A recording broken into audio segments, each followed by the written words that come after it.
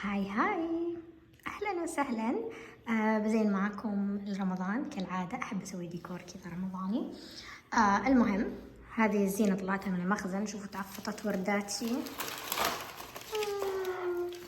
بس مو مشكلة، خليها على جنب عادي. بشوف اشياء ثانية وش اللي حلو منها ويركب ويصير شكله حلو، او ممكن اسوي شيء جديد، ما اعرف لسه الموضوع افكر فيه. بس خلينا نشوف هذه مع بعض. المهم نازلة تحت بركبها، أحب أحطها في الصالة فبزينها معكم. هذه كلها حقت رمضان السنة اللي فاتت، يعني ما بختلف شيء. بس يلا مع بعض. سويت ترتيبات والديكور شيء مرة بسيط يعني. ذاكرين الوردات اللي أنا مسويتها من قبل معكم. المهم صغرتها عشان شكلها حلو.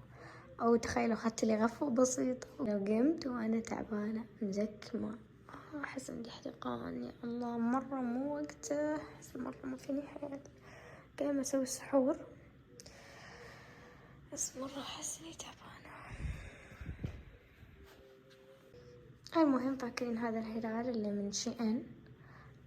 قبل كنت حاطته في المطبخ، الحين علقته في الجدار، مرة شكله حلو.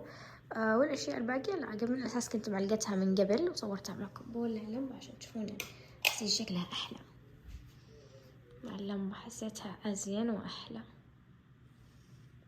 سحور أول ليلة رمضان. اللي هو كبسة عادية، ما تعتبر كبسة هذه أصلا. يعني الكبسة تكون كشنة أو حركات، لا هذه أبدا. مع اللحم أحب أسوي كذا بيضة مع شوية ثوم بس، وزينها بسلطة بقدونس باللي هو بس. يعني عادة صراحة ما نطبخ كذا، بس اليوم متحمسين يعني بما إنه 1 رمضان، فأنا بنتسحر شي كذا. أول شي سويته كاسترد. بحطه بالصحون، بحطه في الثلاجة على ما يبرد على وقت الفطور الآن الظهر. وبعدين بسوي حشوة السمبوسة. طبعا هو مفرزنة، بس أمس جاي لحم مفروم جديد فقلت أسوي جديد أفضل. خلي سمبوسة وقت مالي خلق أطبخ وكذا. قررت بعد أسوي كيكة الأجبان، أخذتها من أختي. المهم أعطي الملاحظات قاعدين يقلبونها طريقة حبة حبة. بكتبها لكم، مرة لذيذة.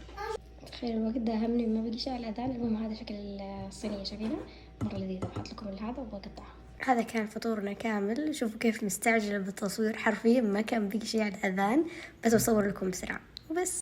خلصت كل شغلي ونظفت وخلصت كل حاجة حرفيا.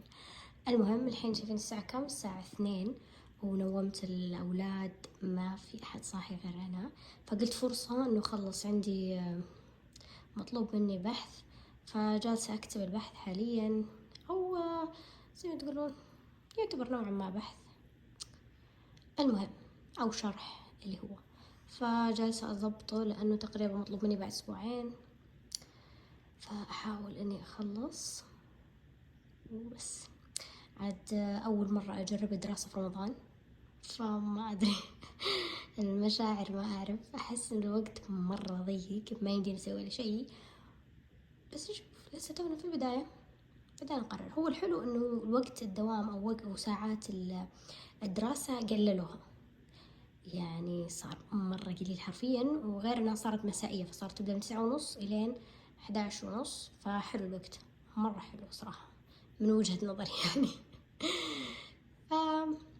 بس وهذا كان فيديونا كامل. أتمنى أنكم استمتعتم معي في أول يوم رمضاني، وأشوفكم فيديوهات قادمة. إلى اللقاء. بس قبل ما ننهي لا تنسون اللايك والاشتراك والتعليق الجميل اللي زيكم، وأشوفكم فيديوهات قادمة. إلى اللقاء.